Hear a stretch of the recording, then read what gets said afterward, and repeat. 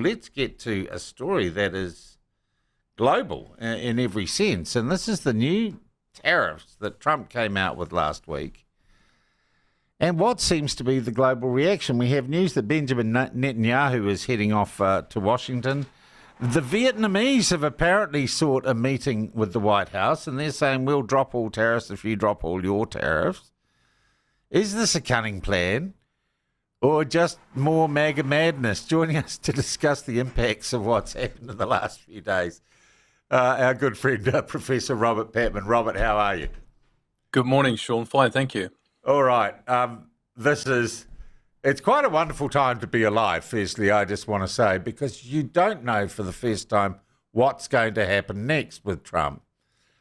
First, is this what he intended, that all these countries would come running to him saying, we'll drop our tariffs if you drop your tariffs?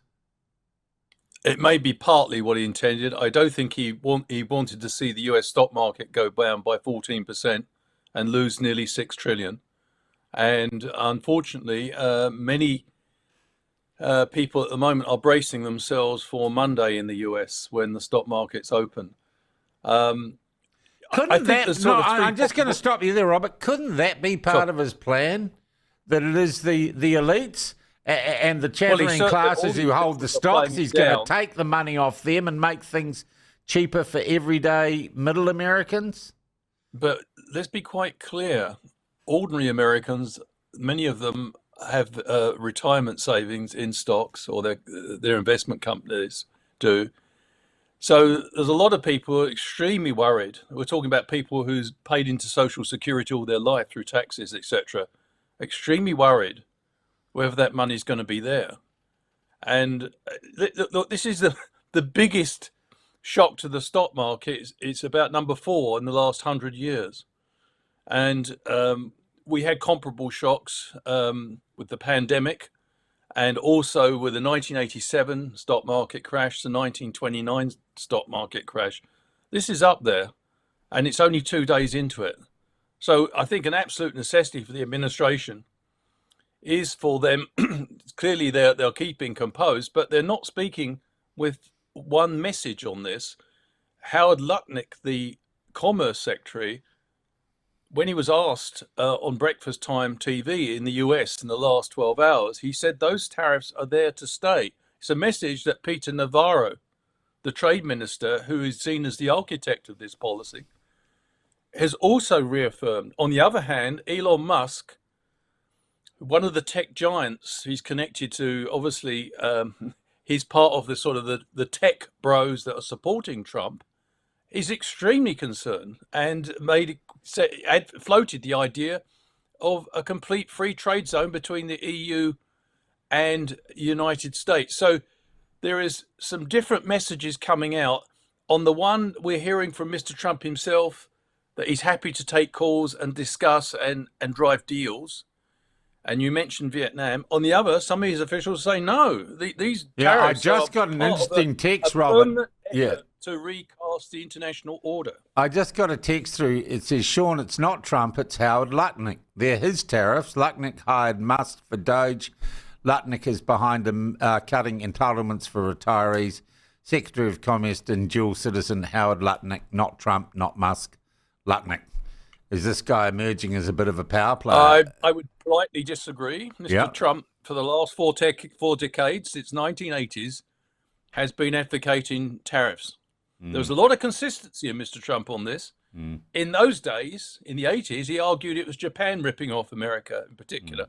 But you see, let's just take a step back for a second, Sean. I think we're looking at the possible. None of us know what's going to happen, and we've got to be humble about this. As you said, it's a fast-moving situation. I think there's 3 possible outcomes at the moment. Firstly, that Mr. Trump wins, that his vision of recasting the international trade order and making America pivotal in that recast international economic order. So we're looking at, if you like, a more American-centered economic order with all countries doing bilateral deals and effectively disestablishing the multilateral framework. The second option is that if there's another bad day on the stock market and there's a real concern amongst key Republicans now about this, then the administration will have to start backtracking and perhaps relax some of its tariffs. So in other words, a status quo option where the administration takes fright from the early stock market and things go back to the way they were kind of before. The third option is a variant of the second, which is that Mr. Trump doesn't back down. He says, no, these measures need more time. The economy continues to deteriorate. America goes into recession. We probably enter a trade war, and we will probably see a new international economic order, perhaps a post-American one, where other countries. It's very interesting. There's lots of conversations going on now amongst the Trans-Pacific countries. America chose not to join the Trans-Pacific Partnership. So there's conversations going on between those countries, some really important players there. Let's be quite clear. The engine of the global economy is in the Indo-Pacific. It's not just China. You've got really fast-moving countries like Vietnam, Malaysia, and India. So these countries are not going to be dictated to. And the United States is going to find that it basically believes it can restructure the global order along America's lines and preferences. It may be in for a shock, that the rest of the world doesn't accept that. So I think all of us have to be, modest at this stage. None of us know what's going to happen. I think there are at least three possible outcomes. Robert, the other thing, I guess, is, the thing about revolutions and disruptors, you don't quite see them coming. But in a strange way, Trump's never presented himself as anything else but a kind of free radical disruptor. And this is the result of having him in the White House and America deciding, and a vast number of Americans deciding, that the status quo, the economy that created, the GFC and everything else, isn't what they liked.